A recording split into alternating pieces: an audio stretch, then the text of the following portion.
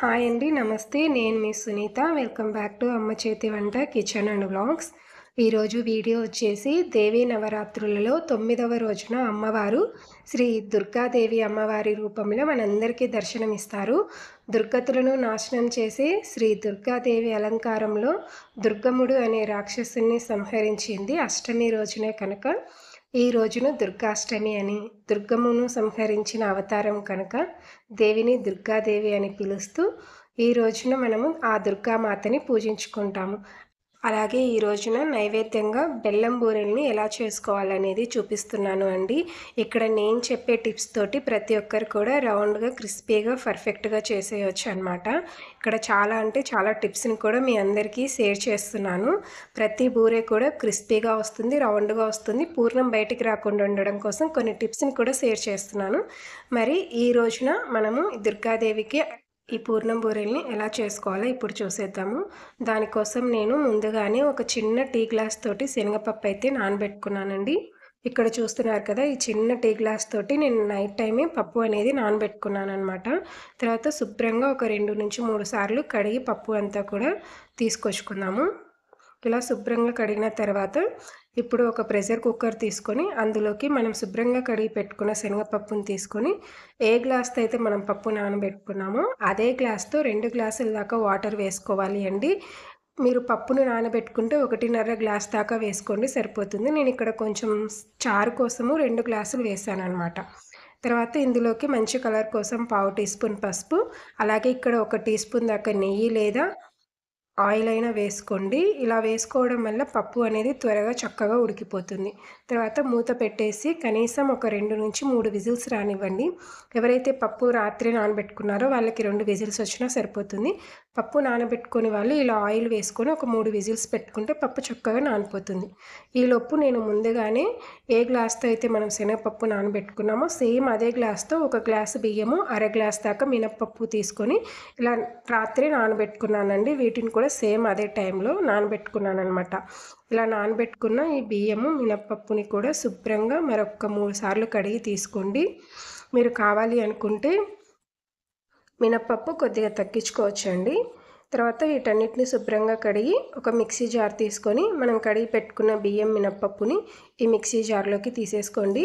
తర్వాత పూర్ణం బూరెల్లో పైన లేయర్ అనేది కాస్త చప్పగా ఉంటుంది కదా, అందుకనేసి ఇక్కడ 1 టేబుల్ స్పూన్ దాకా బెల్లం వేసాను. బెల్లం వేయడం వల్ల లేయర్ అనేది స్వీట్గానే కాకుండా మంచి కలర్ కూడా వస్తాయండి. సో అందుకనేసి 1 టేబుల్ స్పూన్ దాకా బెల్లం వేసుకొని మనం ఏ గ్లాస్తో అయితే శనగపప్పు, బియ్యము, మినపప్పు తీసుకున్నామో అదే గ్లాస్ తోటి 1/2 గ్లాస్ దాకా వాటర్ తీసుకొని ఈ విధంగా మెత్తగా మిక్సీ పట్టి తీసుకోండి. కన్సిస్టెన్సీ చూస్తున్నారు కదా, ఈ విధంగా రిబ్బన్ కన్సిస్టెన్సీలో ఉండాలి. మరి పల్చగా ఉందంటే పూర్ణం అనేది బయటికి వస్తుంది, కాస్త గట్టిగా ఉన్నా పర్వాలేదు.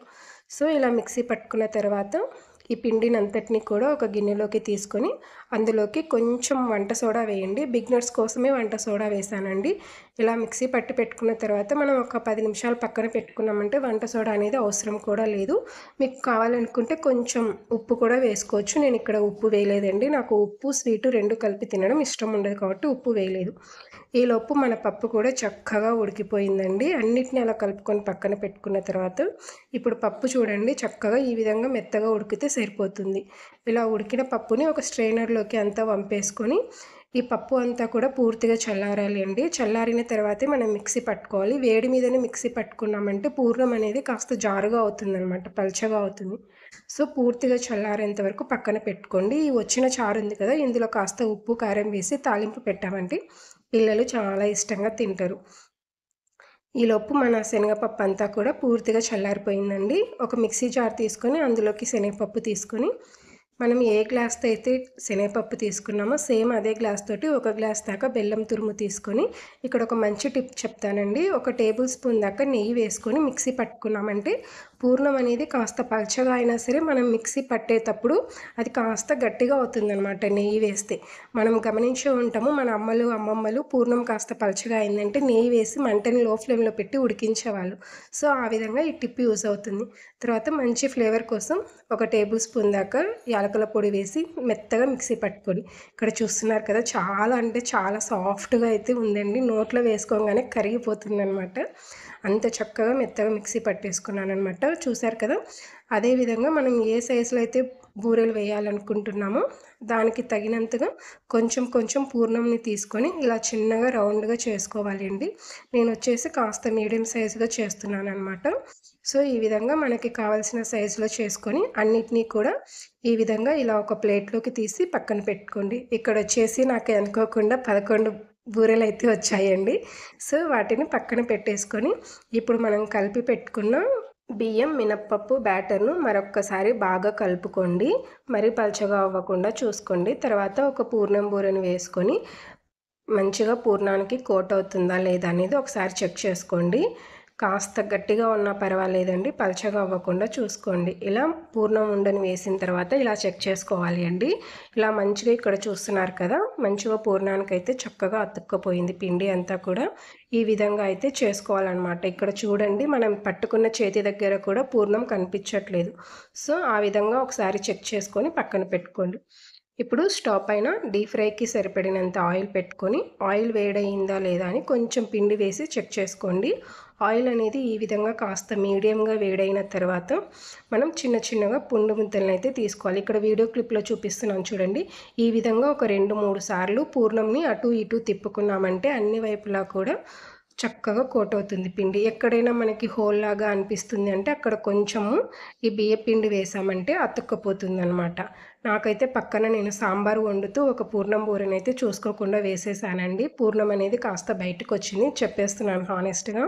సో ఒక్క పూర్ణం బూరె నుంచి అయితే పిండి అనేది బయటకు వచ్చిందండి. ఇక్కడ చూపిస్తున్నాను చూడండి, అదిగోండి. దానికి వచ్చేసి నేను తర్వాత మనకి బియ్యం పిండి ఉంది కదా, బియ్యం మినపప్పు కలిపి పెట్టిన పిండి, ఆ పిండిని ఈ విధంగా వేసేసి మళ్ళీ మనం ఆయిల్లో వేసి ఫ్రై చేసుకున్నామంటే చక్కగా ఫ్రై అయిపోతుంది. సో ఈ టిప్ కూడా ఎవరికైనా సరే పూర్ణం బూరెలు చేసేటప్పుడు బూరెల నుంచి పూర్ణం బయటకు వచ్చిందంటే ఈ విధంగా ట్రై చేసామంటే ఆయిల్ అనేది పాడవ్వకుండా ఉంటుంది. చక్కగా బూరెలు అనేవి రౌండ్గా వచ్చేస్తాయి. మీరు ఇక్కడ గమనించవచ్చు, ప్రతి బూరె కూడా రౌండ్గా వచ్చేసింది.